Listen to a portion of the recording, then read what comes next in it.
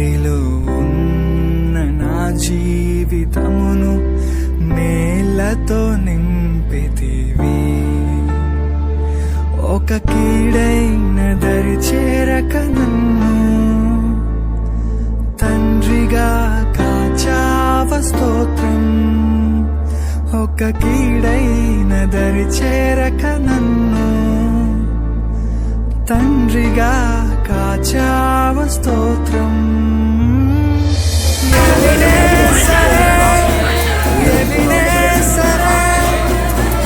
ఇంతకాలం కాచితివే ఎవినేసరే నా తోడువై నడచితివే. స్తోత్రం స్తోత్రం స్తోత్రం పాపగా కాచితివి. స్తోత్రం స్తోత్రం స్తోత్రం స్తోత్రం కౌగిలిలో దాచితివి. స్తోత్రం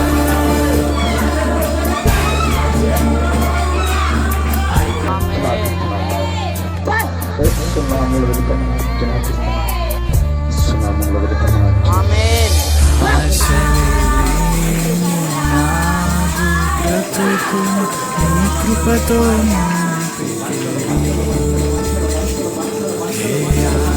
ఆశలేని నాదు బ్రతుకును నీ కృపతో నింపితివి. నీవు చూపిన ప్రేమను పాడగా పదములు సరిపోవు తండ్రి. నీవు చూపిన ప్రేమను పాడగా పదములు సరిపోవు తండ్రి.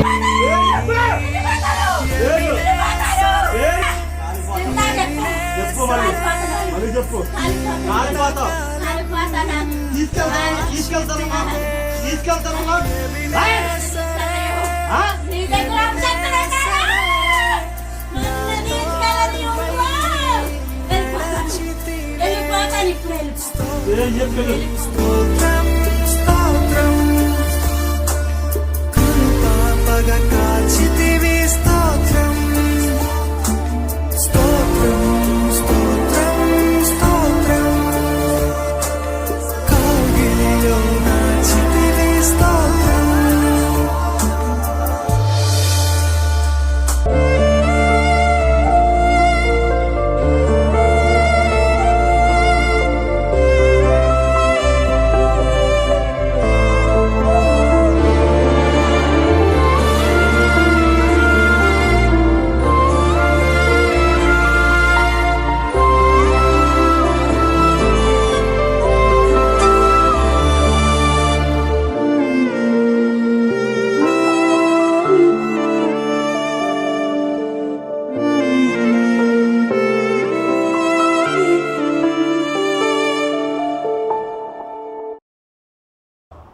దేవునికి స్తోత్రం. ఎలోహిం ఛానల్ వీక్షిస్తున్న ప్రేక్షకులందరికీ యేసుక్రీస్తు ప్రభువారి పేరిట వందనములు చెల్లిస్తున్నాను. ఈరోజు వర్తమానము యెహోవా యందు భయభక్తులు కలిగి ఉండుట.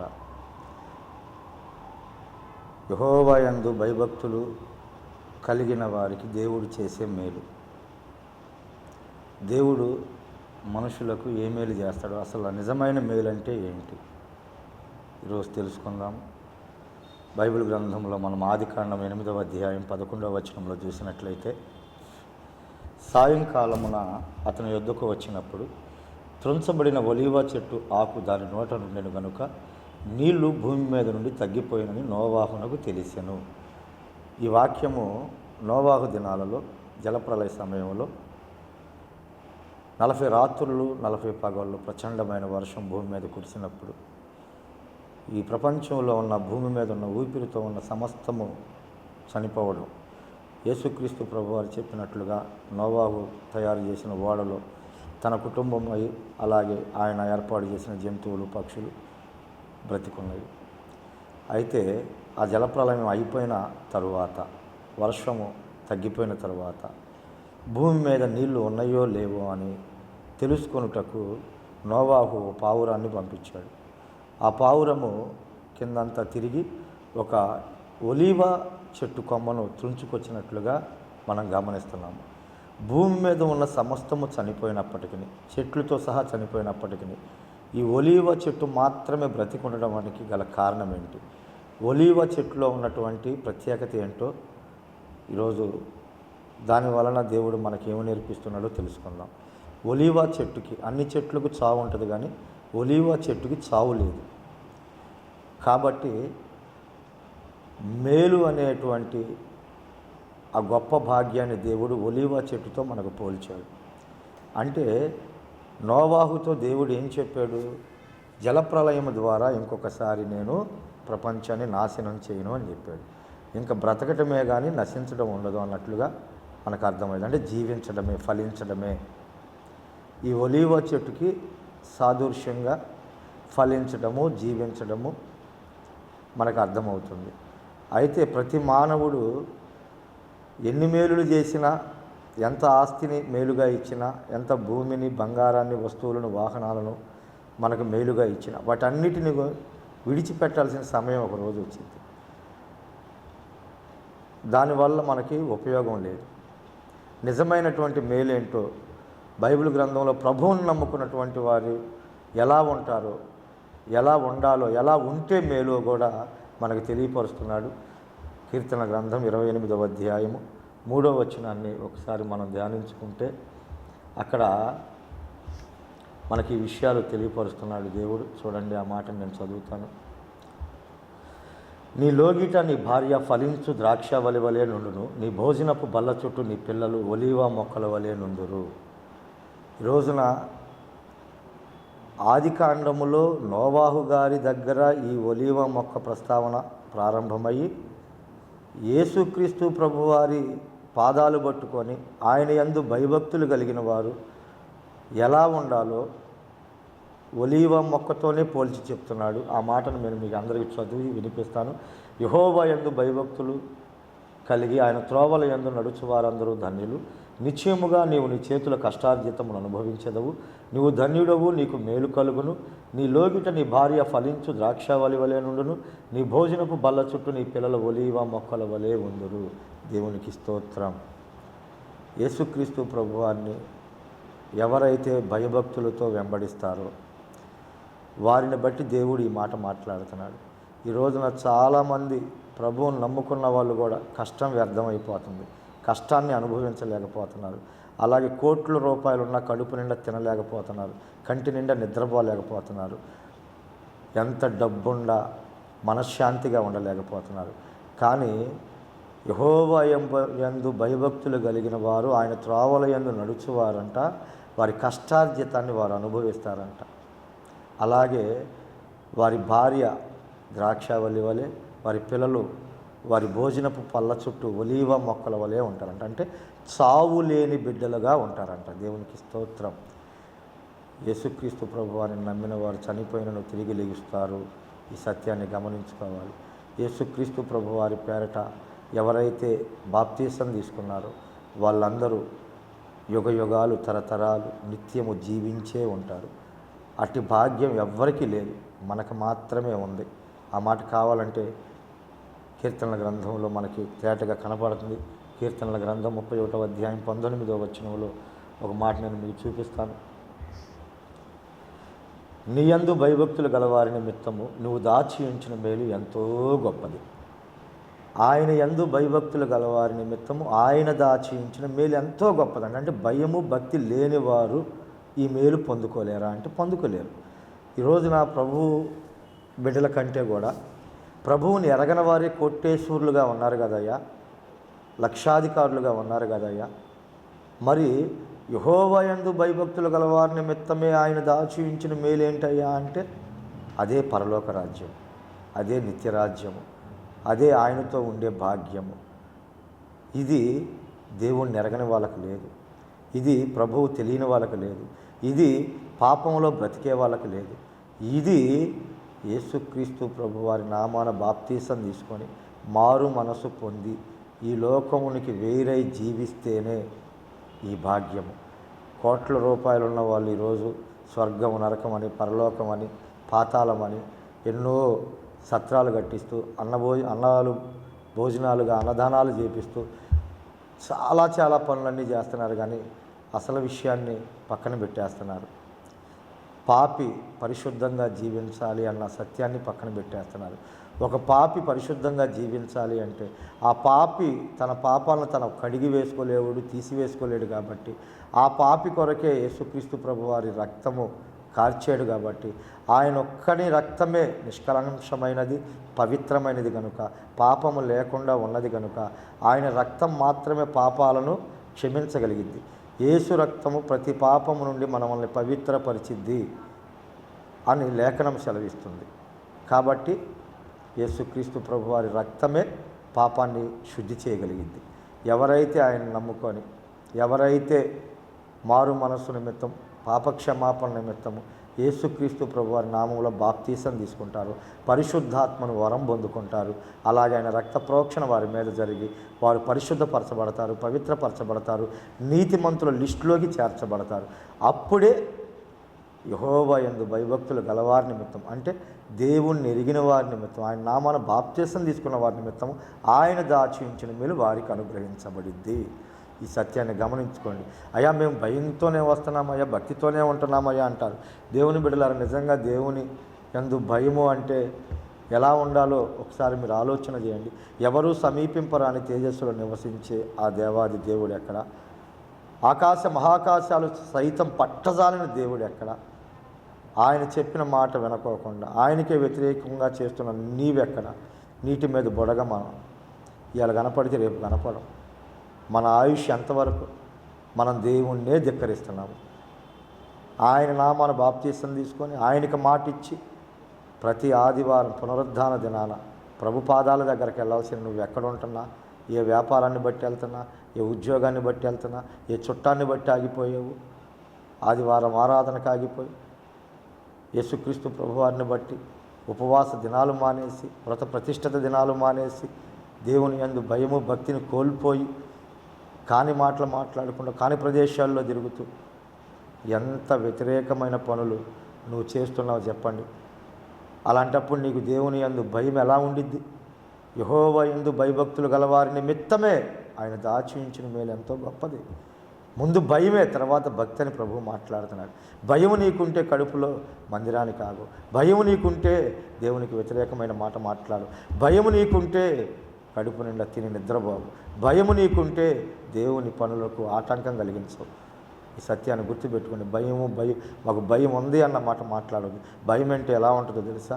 చూడండి, నేను మీకు చూపిస్తా. 1వ సమూయేలు గ్రంథము 25వ అధ్యాయము 37వ వచనాన్ని ఒకసారి నేను మీకు చదివి వినిపిస్తాను.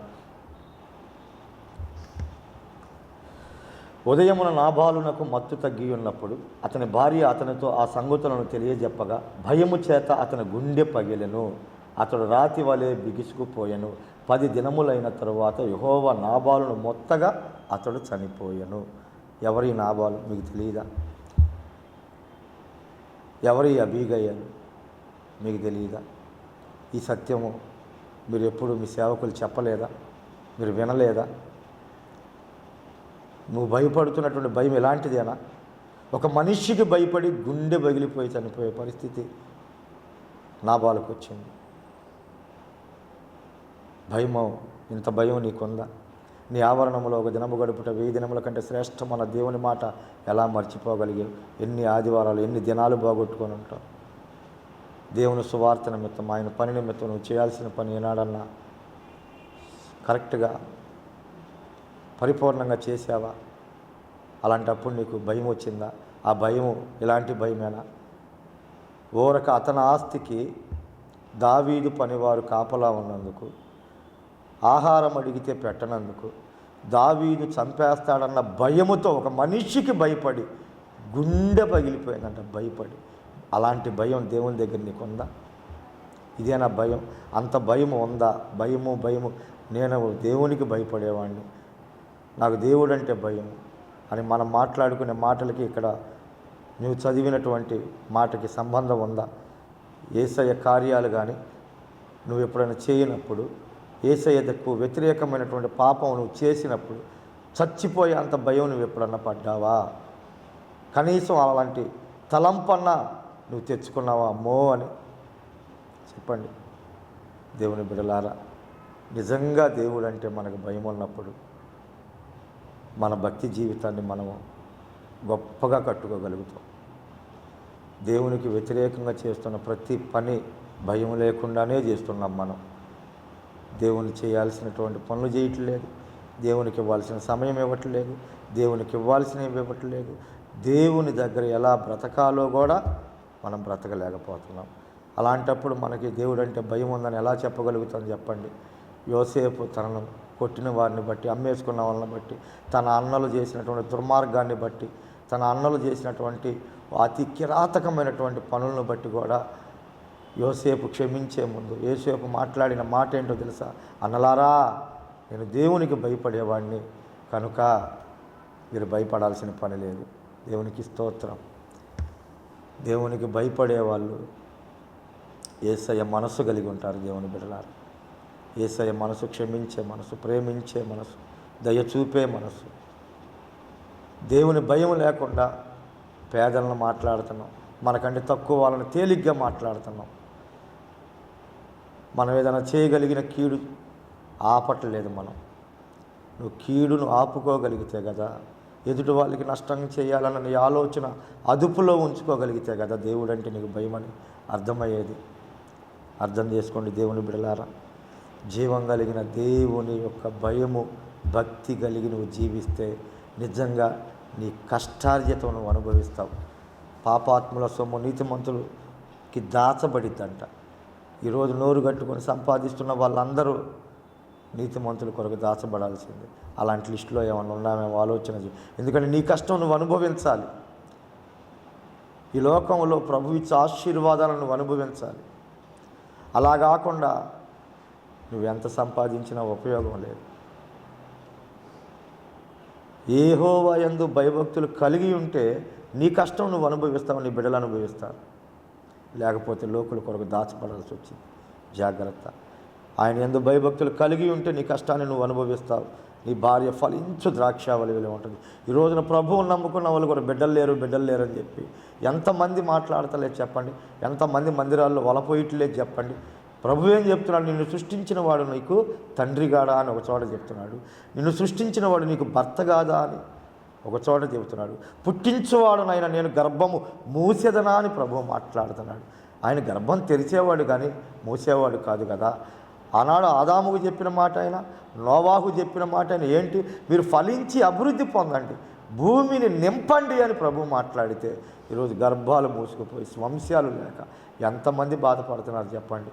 దేవుని బిడ్డలారా, జ్ఞాపకం చేసుకోండి ఈ మాటలు.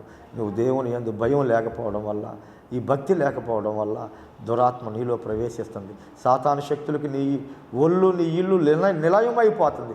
గర్భాలను మూసేస్తాయి సైతాన్లు. ఒకానొక సమయంలో నేను అమరావతి దగ్గర వెలగపూడి అనేటువంటి ఒక ఊరిలో వాక్యం చెప్పడానికి వెళ్ళాను. అక్కడ ఒక దైవజనుడు చనిపోతే ఆ దైవజనుడు కోడలు 7 సంవత్సరాల నుంచి వివాహమై బిడ్డలు లేరు. ఆ రోజు నేను ఆరాధన జరిగిస్తున్నప్పుడు ఆ బిడ్డ పడిపోయింది. నేను ప్రార్థన చేస్తే, నేను పొలిమేరి శక్తిని పెళ్ళప్పుడు పట్టాను అంటే, ఏ రోగం పెట్టావంటే నేను గర్భం మూసేసానని చెప్పింది. మరి నువ్వు ఇప్పుడు వెళ్ళిపోతే ఈ అమ్మాయి ఏం జరిగిద్దంటే గర్భం తెరవబడిద్ది అన్నారు. ఉన్న సంఘం అందరూ వింటూనే ఉన్నారు. వెళ్ళిపోమని యేసునామములో ఆ చీకటిని పంపించి వేసినాక ఆ బిడ్డ ఆ 2వ నెల గర్భం తెరవబడింది. మగపిల్లోడు పుడితే మరలా నన్నే పిలిచి పేరు పెట్టించుకున్నారు. ఎందుకు నేను చెప్తున్నానంటే, దేవుని భయం లేకపోవటం వల్ల, భక్తి లేకపోవడం వల్ల భ్రష్టత్వంలోకి వెళ్ళిపోయి చీకటి శక్తులకు మన ఇల్లు, మన ఒళ్ళు నిలయమైపోయి కుటుంబములో కలతలు, కుటుంబములో సమస్యలు, ఒంటిలో అనారోగ్యం, ఒంటిలో చీకటి కార్యాలు తాండవించడం జరుగుతుంది. ఈరోజైనా నా దేవుడు ఆయన యందు భయభక్తులు గల వారి నిమిత్తము ఆయన దాచి ఉంచిన మేలేంటో నీకు తెలియజేస్తున్నాడు. ఆ మేలు నువ్వు పొందుకోవాలని నేను ఆశపడుతున్నాను. ఈ సత్యాన్ని గమనించండి దేవుని బిడ్డలారా. యేసుక్రీస్తు ప్రభువారి యందు భయము, భక్తి నీకు మేలు కలుగు చేసింది, నీ వంశ అభివృద్ధిని కలుగు చేసింది. అందుకే ఇక్కడ ఈ మాట మాట్లాడుతున్నాడు. యెహోవా యందు భయభక్తులు కలిగి ఆయన త్రోవల యందు నడుచుకు వారందరూ ధన్యులని. వారి లోగిట భార్య ఫలించు ద్రాక్షావళి వల్లే ఉంటుంది. వారి భోజనం బల్ల చుట్టూ వారి పిల్లలు ఒలీవ మొక్కల వలె ఉంటారంట. జీవం కలిగిన దేవుడు ఎంత మర్మంగా పావురము చేత ఆ ఒలీవ చెట్టు మొక్కను నోవాహు దగ్గరికి నడిపించాడో తెప్పించాడో మీరు చూడండి. పావురాన్నే ఎందుకు తీసుకొచ్చింది? కాకి వెళ్ళింది, కాకి తేవచ్చు కదా, ఇంకో పక్షి తేవచ్చు కదా, పావురాన్నే ఎందుకు పెట్టాడంటే ఒలీవ మొక్కకు చావు లేదు. ఆ చావు లేని జీవితం ఆయన బిడ్డలకు ఇవ్వాలి. అది ఎవరు ఎలాంటి వాళ్ళకి ఇస్తారంటే పావురంలాగా నిష్కపటులై ఉన్న వాళ్ళకి ఇస్తాడు. పావురంలో చేదు ఉండదు దేవుని బిడ్డలారా. పావురం నిష్కపటమైనదని బైబిల్ సెలవిస్తుంది. నువ్వు కూడా నిష్కపటముగా పవిత్రంగా పరిశుద్ధంగా ఉండగలిగితే నీ బిడ్డలు ఖచ్చితంగా ఒలీవ మొక్కల వలె ఉంటారు. చావు లేని బిడ్డల వలె ఉంటారు. నీ భోజనపు బల్ల చుట్టూ నీ బిడ్డలే ఉంటారు. వారు తరము వెంబడి తరము ఆశీర్వదించబడుతూనే ఉంటారు. ఈ సత్యాన్ని గమనించుకోండి. ఎంతకాలం నువ్వు దేవునికి భయపడుతున్నట్లుగా భ్రమలో బ్రతుకుతావు చెప్పండి. భయం అంటే ఇందాక మనం చూసాం కదా, నాబాలు భయించేది గుండె పగిలి చచ్చిపోయాడంట. ఒక మనిషికే గుండె పగిలిపోయి చచ్చిపోయి అంత భయపడ్డాడంటే మనిషి. సర్వాధికారి అయిన దేవుడు, సృష్టికర్త అయిన దేవుడు, మృతి పొందించువాడు ఆయన, బ్రతికించువాడు ఆయన. అలాంటి దేవునికి నువ్వు ఎంత భయాన్ని ఇస్తున్నావో చెప్పు, ఎంత భయపడుతున్నావో నువ్వు చెప్పు. భయపడడం అంటే దేవుని బిడలారా ఆషామాషా కాదు. నా తండ్రి గారు చివరి దినాల్లో అనారోగ్యంతో గుండె కథ బలహీనంగా ఉందని చెప్పినప్పుడు మా పెద్దక్కాయ కుమారుడు రాజేషు పుట్టినప్పుడు ఎయిడ్స్ పేషెంట్ అని పిల్లోడు చర్మం కాలిపోయి బుడగల్లాగా చర్మం వేలాడబడతా ఉన్న సమయంలో కుష్ఠరోగి అన్నారు. హెచ్ఐవి వ్యాధి అప్పట్లో కొత్తగా వచ్చి అది అన్నారు. డాక్టర్లు చంపేయమన్నారు. కానీ నా తండ్రి ప్రభువులోకి వచ్చిన కొత్తలో దేవునితో మాట్లాడి తీర్మానం తీసుకున్నాడు, ఈ బిడ్డను బ్రతికిస్తే నా బ్రతుకు దినాల్లో నైట్ భోజనం చేయనని. దాదాపు 25 సంవత్సరాలు నైట్ భోజనం చేయలే మా నాన్న. చనిపోయే సమయంలో అయ్యా టాబ్లెట్లు వాడుతున్నావు కదా, కాస్త అన్నం తినయ్యా శక్తి కోసం అంటే ఆయన అన్న మాట నాకు ఇంకా గుండెల్లో ఉంది. అమ్మో, నా దేవుని దగ్గర నన్ను దోషిని చేస్తావా అమ్మా అని నా తల్లితో చెప్పడం నేను విన్నా. నిజంగా ఆ గొప్ప దైవజనుడు అంత భక్తి చేయటం వల్లే ఎందుకు పనికిరాను నేను ఈరోజు ఇక్కడ కూర్చోబెట్టాను.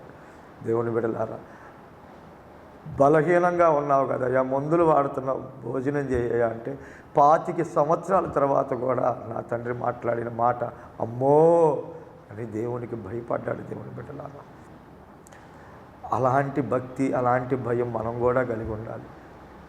నేను తాగని నిషా లేదు. కళ్ళు, సారా, బ్రాందీ, మొత్తి బిళ్ళలు, మొత్తి ఇంజెక్షన్, సొల్యూషన్, చుట్టా, బీడీ, సిగరెట్, కైని, పాన్పరా, కిల్లి నేను వెయ్యింది లేదమ్మా.